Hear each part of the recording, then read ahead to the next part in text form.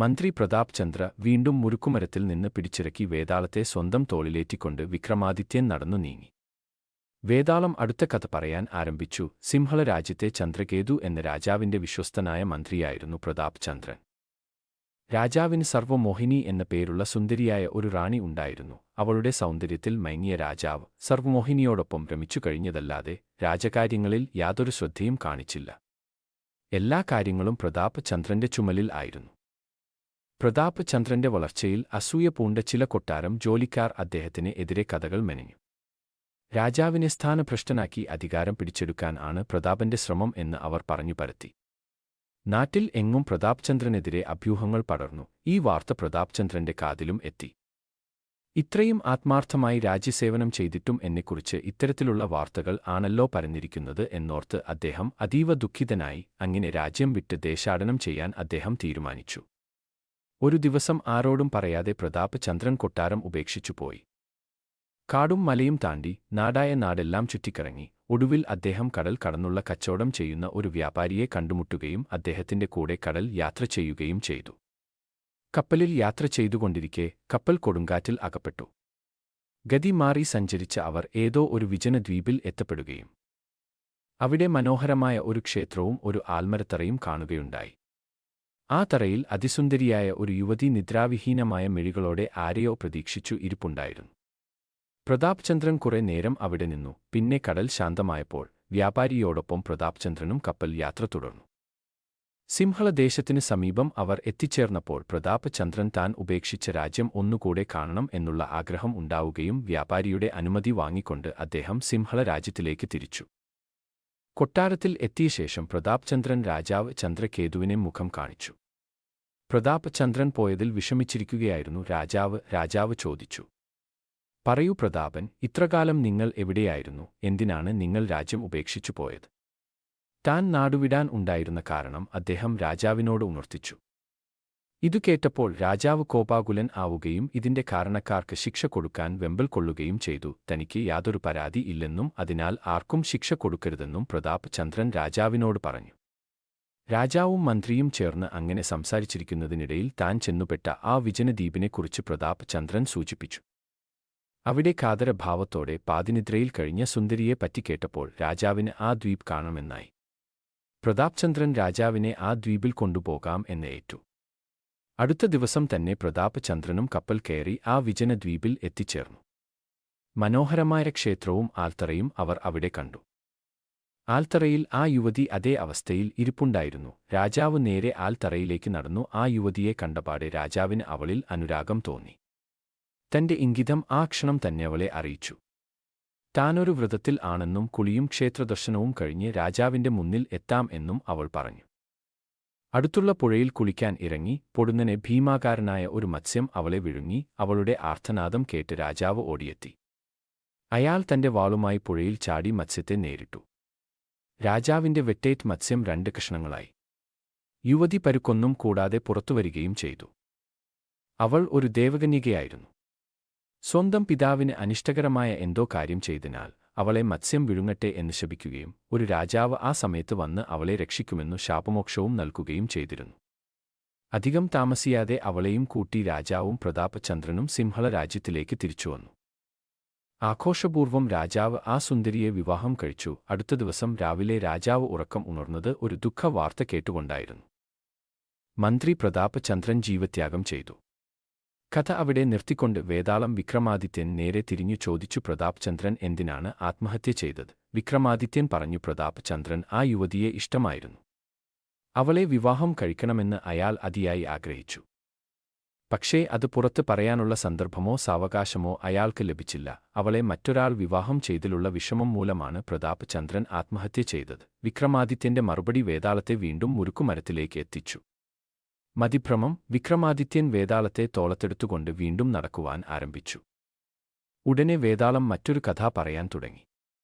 ഒരിക്കൽ ഒരു വഴിയാത്രക്കാരനായ ബ്രാഹ്മണൻ നടന്നു തകർന്നു കിടക്കുന്ന ഒരു ക്ഷേത്ര സങ്കേതത്തിൽ എത്തി.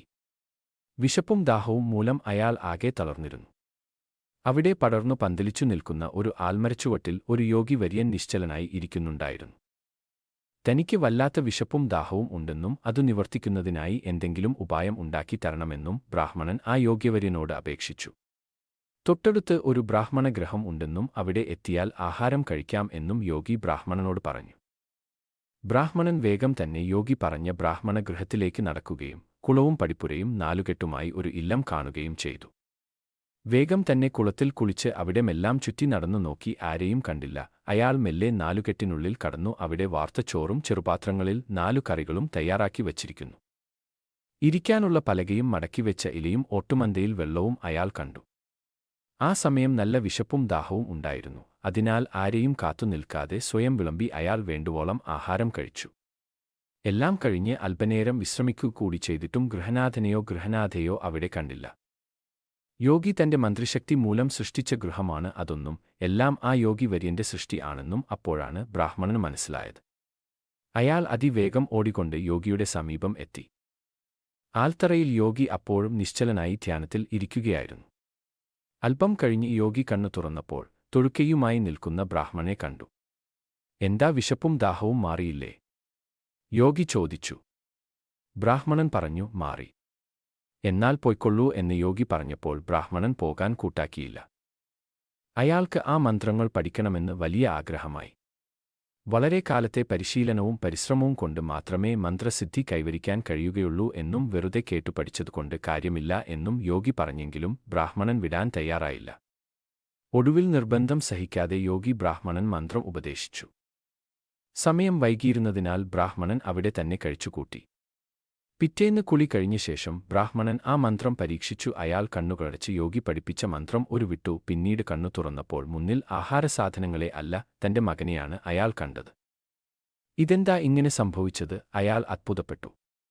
ദൂരെ തന്റെ ഗൃഹത്തിൽ കഴിയുന്ന മകനെ അവിടെ കണ്ടത് വിസ്മയകരമായ തോന്നി. അയാൾ എഴുന്നേറ്റ് മകനോട് കുശലപ്രശ്നം ചെയ്യാൻ എത്തി. അപ്പോഴേക്കും മകനെ കാണാതായി. ഭക്ഷണത്തിനു വേണ്ടി മന്ത്രം ജപിച്ചു. പക്ഷേ മുന്നിലെത്തിയത് മകൻ. എന്നാൽ മകന് സമീപം ഇത്തിരി നേരം ഇരിക്കാം എന്ന് കരുതിയപ്പോഴേക്കും മകനെ കാണാനുമില്ല. എന്തുകൊണ്ടാണ് ഇപ്രകാരം സംഭവിച്ചത്?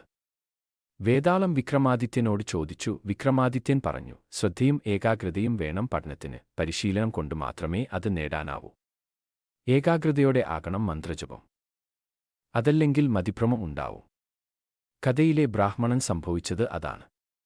വിക്രമാദിത്യന്റെ മറുപടി കേട്ടതോടെ പതിവുപോലെ വേതാളം മുരുക്കുമരം ലക്ഷ്യമാക്കി പറന്നുപോങ്ങി. ആരാണ് അതിലോല? തന്നെ വിട്ടൊഴിഞ്ഞുമാറി വീണ്ടും മുരുക്ക് മരത്തിൽ തല കീഴായി കിടക്കുന്ന വേതാളത്തെ പിടിച്ചിറക്കി വീണ്ടും തന്റെ മുതുകത്ത് കയറ്റിവെച്ചുകൊണ്ട് വിക്രമാദിത്യൻ നടന്നു. വേതാളം പറഞ്ഞു, താങ്കളുടെ വിരസത മാറ്റാൻ ഞാൻ ഇനിയും കഥ പറയാം. ഒരു രാജാവിന് 3 റാണിമാർ ഉണ്ടായിരുന്നു. അവർ 3 പേരും സുന്ദരികളും ലോലശരീരിണികളുമായിരുന്നു. ഇവരിൽ ആരാണ് കൂടുതൽ ലോലശരീരിണി എന്നറിയാൻ രാജാവിന് ആഗ്രഹമുണ്ടായിരുന്നു. ഒന്നാമത്തെ റാണി ഒരുനാൾ കൊട്ടാരത്തിന്റെ മട്ടുപ്പാവിൽ രാജാവിനോട് സ്വൈരസല്ലാപത്തിൽ ആയിരുന്നു.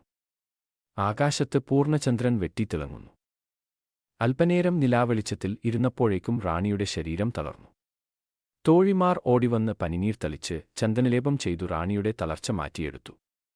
ചന്ദ്രന്റെ പ്രകാശം ഇത്ര തീക്ഷ്ണമാണോ? രാജാവ് അതിശയപ്പെട്ടു. മറ്റൊരു രാജ്ഞിയുമായി രാജാവ് പൂന്തോട്ടത്തിൽ അടുത്ത ദിവസം ഉല്ലസിക്കവേ അതിലെ പറന്നുപോയ ഒരു വണ്ടിന്റെ മൂളൽ കേട്ട് രാജ്ഞി തളർന്നു വീണു.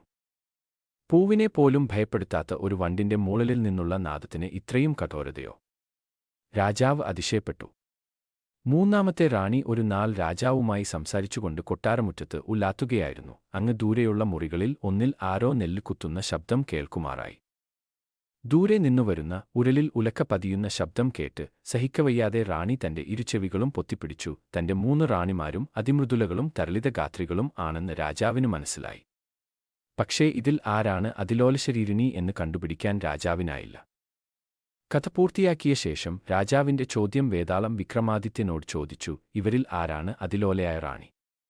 വിക്രമാദിത്യൻ പറഞ്ഞു, ചന്ദ്രകിരണങ്ങൾ ശരീരത്ത് വീഴുന്നതും ചെവിയുടെ അരികിലെത്തി വണ്ട് മൂളുന്നതും അസ്വസ്ഥത ഉണർത്താം. എന്നാൽ അകലെ നെല്ലുകുത്തുന്ന ശബ്ദം കേട്ട് മോഹാലസ്യപ്പെടുന്ന ശരീരം അതിമൃദുലവും അതിലോലവുമാണ്.